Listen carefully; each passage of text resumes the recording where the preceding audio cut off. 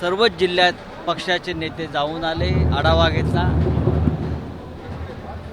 विदर्भातल्या सर्वच जागांसंदर्भात आम्ही आढावा घेतला।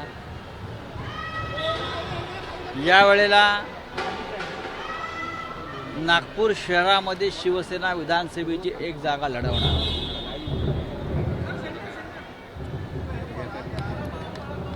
रामटेक विधानसभेची जागा शिवसेना लढवणार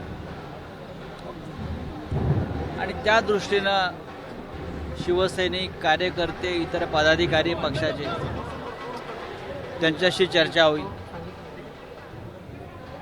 आमचे शहर प्रमुख नागपूरचे प्रमोद मानमोडे यांनी काही कार्यक्रम ठेवलेले आहेत पक्षाच्या वतीनं। रोजगार मेळावा आहे, इतर काही कार्यक्रम आहेत, त्याला उपस्थित राहू। पण निवडणुका जवळ आलेल्या आहेत आणि महाराष्ट्राच्या उपराजधानीमध्ये शिवसेनेचं गेल्या काही दिवसापासूनचे काम चालू आहे। ते पाहता महाविकास आघाडीमध्ये नागपूर शहर आणि आसपास आम्ही रामटेकची लोकसभा काँग्रेसला दिली, आपण पाहिलं असेल स्वतः। त्याच्यामुळे विधानसभेला आम्ही इथे महाविकास आघाडी म्हणून नागपूर शहर आणि ग्रामीण भागामध्ये विधानसभेच्या जागा लढू। विदर्भाला घेऊन काय भूमिका आहे तुमची ओव्हरऑल विदर्भामध्ये? नाही, ओव्हरऑल विदर्भामध्ये या वेळेला महाविकास आघाडीला उत्तम यश मिळालेलं आहे। राष्ट्रवादी काँग्रेसला एक उत्तम जागा मिळाली वर्ध्याची, आम्ही यवतमाळ, वाशिमची जागा आमच्याकडे आली, बुलढाणा आम्ही थोड्या मताने जागा गमावली, काँग्रेसला उत्तम यश मिळालं। त्याच्यामुळे महाविकास आघाडीचं यश पाहता विदर्भात महाविकास आघाडी यावेळेला चांगला स्कोअर करेल, याच्याविषयी आमच्या मनात शंका नाही। देवेंद्र फडणवीस असं म्हणाले की लाडकी बहीण योजनामध्ये अनेक खोड टाकण्याचा प्रयत्न विरोधकांनी केला। कोणीही टाकत नाही, ते स्वप्नात असतात हल्ली। त्यांना स्वच्छ आणि स्पष्ट दिसत नाही, ऐकू येत नाही। कोणत्याही चांगल्या योजनेमध्ये ज्यांच्यापासून आमच्या महाराष्ट्राच्या जनतेला, महिलांना, बेरोजगारांना फायदा होईल अशी योजना ही कोणाच्या खाजगी मालकीची नसते, ती सरकारची असते। त्याच्यामध्ये खोडा टाकण्याचं पाप आम्ही करणार नाही। ते नरेंद्र मोदी यांनी अनेक वर्ष केलेलं आहे, 10 वर्ष। काँग्रेस सरकारच्या योजना त्यांनी स्वतःच्या नावानं खपवल्या आणि काँग्रेसला शिव्या घातल्या। महाराष्ट्रामध्ये सुद्धा उद्धव ठाकरे मुख्यमंत्री असताना त्यांनी अनेक योजना निर्माण केल्या, पण हे सरकार आल्यावर त्यांनी त्या बंद केल्या, बंद करण्याचा प्रयत्न केला। तर आम्ही अशा प्रकारचं काम करणारी माणसं नाही। तर कर्नाटकचे राहुल गांधी म्हणाले होते की खटाखट पैसे देऊ, पण देवेंद्र फडणवीस म्हणाले आम्ही फटाफट पैसे दिले। राहुल गांधी म्हणाले फटाफट हो, त्यांच्या नागपूरच्या घरामध्ये टांगसाळ लावली आहे ना।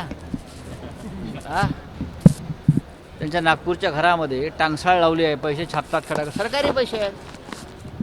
आमचं सरकार जर आलं असतं तर राहुलजी म्हणतात त्याप्रमाणे खटाखट, टकाटक, पटापट सगळं झालं असतं आणि लवकरच ती होईल महाराष्ट्रामध्ये, याच्याविषयी कर्नाटक राज्यपाल ने सीएम के खिलाफ, वहाँ के सिटिंग सीएम के खिलाफ एक भ्रष्टाचार के मामले में जांच के आदेश दिए।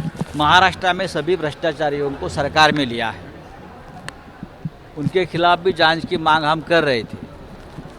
कर्नाटक में येडियुरप्पा, जिनके ऊपर सबसे बड़ी जांच चल रही थी, उनको कुछ नहीं हुआ है। हर राज्य में बीजेपी के हर नेता के ऊपर कुछ ना कुछ भ्रष्टाचार के आरोप चल रहे हैं, लेकिन निज़ाम उनका, गवर्नर उनका, न्यायालय उनके, तो कुछ भी कर सकते हैं ये लोग, कुछ भी कर सकते हैं। फडणवीस म्हणाले की आमचं काही चुकेल तरच लाडकी बहीण योजना बंटवारा कब तक हो जाएगा और कितने सीट पे कौन लड़ाएगा? सर, सीट बंटवारा कब तक होगा? सीट बंटवारा हो जाएगा ना, कोई तकलीफ नहीं है। कल महाविकास आघाड़ी का मुंबई में एक बहुत बड़ा एक रैली हो गई, आपने देखा होगा, और वहाँ भी 3 ही पार्टी के नेताओं ने कहा है हमारे में सीट बंटवारे के बारे में कोई मतभेद ना है, ना रहेंगे, पूरी शांतता और पूरी अच्छी तरीके से बंटवारा हो जाएगा।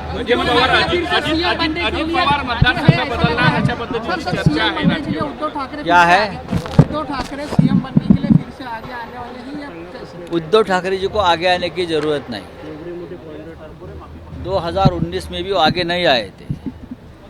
सबने मिलकर उनको मुख्यमंत्री बनाया महाराष्ट्र का, और महाराष्ट्र में 2.5 साल तक बतौर मुख्यमंत्री बहुत ही बेहतरीन कार्य मुख्यमंत्री ने किया। अब बात रही 2024 की, उद्धव ठाकरे जी ने कभी नहीं कहा कि मैं मुख्यमंत्री बनना चाहता हूँ। कल का आप भाषण सुनिए, अगर कांग्रेस और राष्ट्रवादी कांग्रेस के पास कोई चेहरा होगा तो सामने लाइए।